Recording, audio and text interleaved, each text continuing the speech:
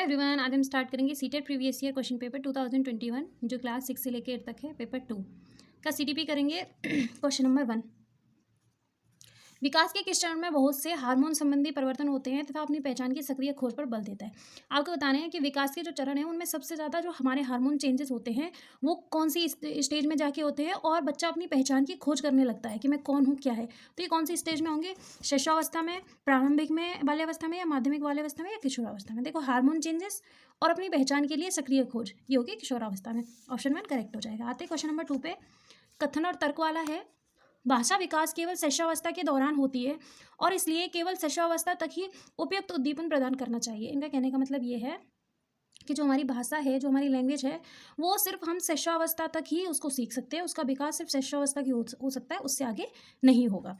इसका तर्क क्या दे रखा है कि शुरुआती वर्षों के दौरान अनुभव किए गए नकारात्मक वातावरण का दीर्घकालिक प्रभाव होता है। इनका तर्क क्या कह रहे हैं कि जो शुरुआत में जो अनुभव करते हैं बच्चे शुरुआत की सालों में, उसका नकारात्मक जो प्रभाव, नकारात्मक जो भी वातावरण उस टाइम पे उसको मिला होता है, उसका प्रभाव दीर्घकालिक नहीं होता है। ठीक है, ये दोनों बातें आपस में बिल्कुल गलत हैं कि शिशुअवस्था के दौरान ही विकास होगा, आगे विकास नहीं होगा।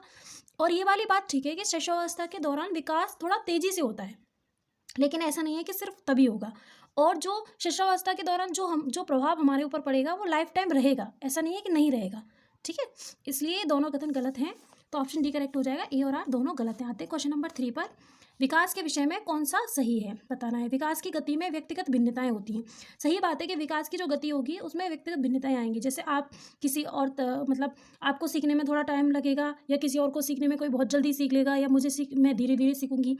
तो ये क्या व्यक्तिगत भिन्नताएं हैं। ठीक है, ये बात सही है। दूसरा है, संज्ञानात्मक विकास पूर्णतः आनुवंशिक द्वारा निर्धारित होता है। मतलब ये कह रहे हैं जो हमारा कॉग्निटिव डेवलपमेंट है वो सिर्फ हेरिडिटी से ही होगा। ऐसा नहीं है कि सिर्फ हेरिडिटी से हो, वो इन्वायरमेंट से भी होता है, इसलिए सेकंड वाला तो गलत हो जाएगा। विकास पूर्व निर्धारित क्रम में होता है, ये बिल्कुल बात सही है कि वो एक क्रम में होगा। ठीक है, विकास के सभी पक्ष क्षेत्र परस्पर संबंधित होते हैं। विकास के जितने भी क्षेत्र हैं वो एक दूसरे से संबंधित होते हैं, बिल्कुल सही बात है।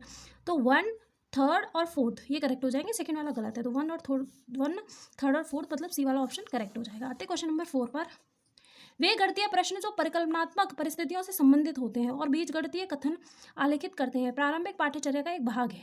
इस विचार का आधार है कि किशोरावस्था के छात्र कौन सा कार्य करने में सक्षम रहते हैं।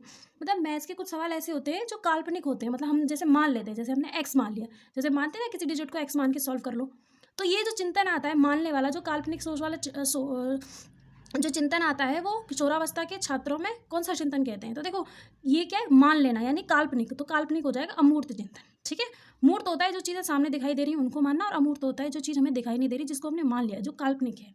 तो ऑप्शन ए करेक्ट हो जाएगा।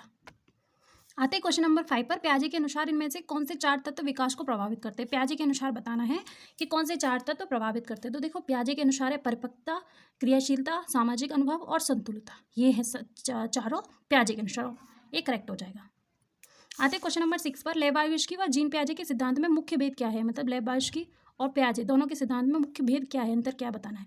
तो बच्चों की अर्थरचना की प्रक्रिया, देखो डायरेक्ट इसका आंसर है कि लेबायविस्की और जीन प्याजे के सिद्धांत में मुख्य भेद है भाषा और सोच के बीच संबंध।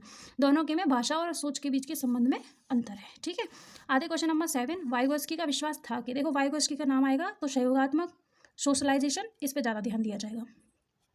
तो शिक्षा का मुख्य उद्देश्य विद्यार्थियों की स्मृति में तथ्यों को ठसाना है। नहीं, ऐसी बात नहीं है कि याद कराना है, या फिर अकेले काम करके, मतलब अकेले बच्चा मुख्यतः अकेले नहीं, उसकी हेल्प भी करनी है। अधिगम मुख्यतः तब होता है जब बच्चे किसी प्रतिक्रिया से उद्दीपक जुड़ते नहीं। अधिगम संरचनात्मक और साथ ही साथ सहयोगात्मक प्रक्रिया है, तो ऑप्शन सी करेक्ट हो जाएगा। ठीक है, आधे क्वेश्चन नंबर 8 पे, लॉरेंस कोलबर्ग के विषय में कौन सा विकल्प सही है कोलबर्ग के हिसाब से। तो वे प्याजे के सिद्धांत का उद्देश्य नहीं करते हैं, ऐसी बात नहीं है। वे नैतिक विकास के 6 स्तरों को 2 चरणों में समेट देने, ऐसी बात भी नहीं है। वो 3 चरण है उसके 2 नहीं है। ठीक है, अब आते हैं, उन्होंने बच्चों को हिंज की दुविधा, बिल्कुल सही बात है कि हिंज की दुविधा की काल्पनिक स्थिति देकर शोध किया था, तो ऑप्शन सी करेक्ट हो जाएगा। आते हैं क्वेश्चन नंबर 9 पर, एक प्रगतिशील कक्षा में अध्यापक को क्या करना चाहिए। एक एक्टिव क्लास में टीचर को क्या करना चाहिए, तो उपदेशक होना चाहिए, वह सदा कक्षा को नियंत्रण में रखना चाहिए। नियंत्रण रखना नहीं होता, छात्रों के पूर्व ज्ञान व अनुभवों को महत्व देना चाहिए। बिल्कुल सही बात है कि उनके पहले जो ज्ञान है और अनुभव है उनको महत्व देना चाहिए।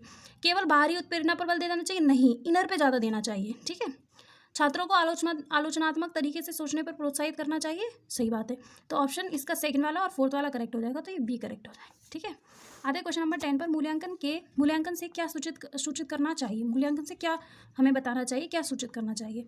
वह कार्य जो विद्यार्थी नहीं कर सकता, या दूसरों की तुलना में विद्यार्थी का प्रदर्शन, या फिर उपयुक्त उपनाम जैसे मंदबुद्धि इत्यादि। देखो, ना तो बच्चे को उपनाम देना है कुछ भी, ना किसी की तुलना करनी है, ना ऐसे दिखाना है कि विद्यार्थी जो नहीं कर सकता। हमें क्या करना है, विद्यार्थी क्या है और कैसे सीख रहा है उसका विस्तृत ब्यौरा रखना है, पूरा उसकी डिटेल रखनी है कि वो कैसे कैसे सीख रहा है। ठीक है, तो ऑप्शन सी करेक्ट हो जाएगा। आते क्वेश्चन नंबर 11 पर। राष्ट्रीय शिक्षा नीति 2020 में प्रस्तावित समग्र 360 डिग्री बहुआयामी उन्नति पत्र को क्या दर्शाता है? ठीक है, जो 2020 के अनुसार जो नीति है वो 360 डिग्री बच्चों का उन्नति चाहती है। तो किस तरीके से क्या चाहती है? विद्यार्थियों के प्रदर्शन की दूसरे प्रदेशों में विद्यार्थियों के अंकों की तुलना कभी नहीं चाहते हैं, या नामांकन करना भी नहीं चाहते हैं कभी भी, या कमियां भी नहीं चाहते हैं। क्या चाहते हैं? विद्यार्थियों के संज्ञानात्मक, भावात्मक व मनोगत्यात्मक आयाम में प्रगति, विद्यार्थी का सब तरीके से प्रगति। ठीक है, ऑल पर्सपेक्टिव पे उसकी प्रगति चाहते हैं। आते 12। पाठ्य पुस्तक में स्त्रियों का केवल नारीवादिता विशेष जैसे पालन पोषण व देखभाल करना संवेदनशील के रूप में चित्रण है, किसका उदाहरण है? मतलब सिर्फ ये दिखाना कि लड़कियां जो नारीवाद है वो सिर्फ पालन पोषण कर सकती है, देखभाल कर सकती है, संवेदनशील होती हैं, घर के काम कर सकती है, ये चीज़ दिखाना वो किसका एग्जाम्पल है? देखो, ये है जब ये दिखाना कि लड़की ये कर सकती है, लड़का ये कर सकता है, तो ये क्या होता है? पक्षपात, जिसको रूढ़िवादी भी बोलते हैं। तो ऑप्शन भी करेक्ट हो जाएगा, जेंडर पक्षपात का। ठीक है, आते हैं नेक्स्ट क्वेश्चन नंबर 13। विद्यार्थियों में समालोचनात्मक चिंतन का आकलन किस प्रकार किया जा सकता है? बच्चों की जो समालोचनात्मक चिंतन होता है उसका आकलन कैसे किया जा सकता है, ये बताना है। उनकी प्रत्यास्मरण की योग्यता के परीक्षण द्वारा। ठीक है, प्रत्यास्मरण मतलब याद करने की जो या किसी भी चीज़ को याद रखने की जो योग्यता है, या फिर उनकी नकल करने की गति पर, या फिर उनकी वर्तनी में परिशुद्धता की गणना करके। नहीं, उनका समालोचना चिंतन हम कैसे कर सकते हैं? उनके विवेचनात्मक कौशल के विश्लेषण से। उन्होंने अपनी कितनी बुद्धि लगाई है, कितना अपना विवेक लगाया है किसी चीज़ को और उसका विश्लेषण करने में। तो ऑप्शन भी करेक्ट हो जाएगा। आते हैं क्वेश्चन नंबर 14 पर। लेवाइस्की के अनुसार निम्नलिखित में से कौन सा कारक अधिगम को प्रभावित नहीं करता है? वाइगोस्की के हिसाब से कौन सा जो कारक है वो अधिगम को प्रभावित नहीं करेगा? पाठ करेगा, भाषा करेगी, समाज करेगी, और सहयोगात्मक होगा तो वो भी करेगा।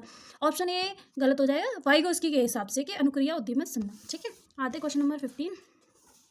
बुद्धिमत्ता के समकालीन सिद्धांतों जैसे कि हार्वर्ड गार्डनर द्वारा दिए गए सिद्धांतों के अनुसार बुद्धि के बारे में निम्नलिखित कथनों में से कौन सा सही नहीं है, ये बताना है। ठीक है, गार्डनर ने 8 बुद्धि के सिद्धांत दिए, उनमें से कौन सा सही नहीं है? तो देखो, ऑप्शन ए बुद्धिमत्ता को मानकीकृत परीक्षाओं के द्वारा। देखो, मानकीकृत आ जाए ना कहीं पर भी तो मतलब वो पक्का गलत ही है। ठीक है, क्योंकि स्टैंडर्ड तो कहीं लगाना ही नहीं है, तो ऑप्शन ए ही करेक्ट हो जाएगा, यही गलत है। ठीक है, ये थे क्वेश्चन नंबर 1 से लेकर 15 तक। 16 से लेकर 30 हम दूसरी वीडियो में करेंगे। Thank you.